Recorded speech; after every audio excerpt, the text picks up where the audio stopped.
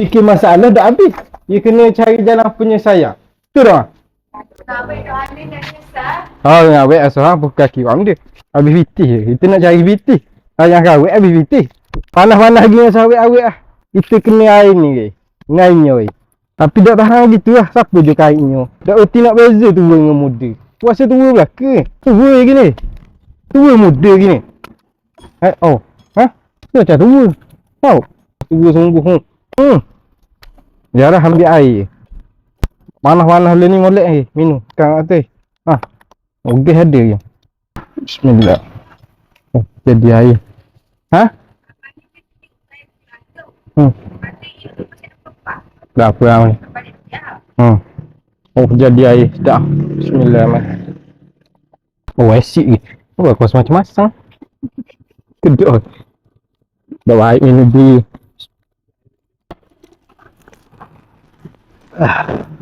Musim panas ha. Oleh airnya. Betul tak ya? Kedok.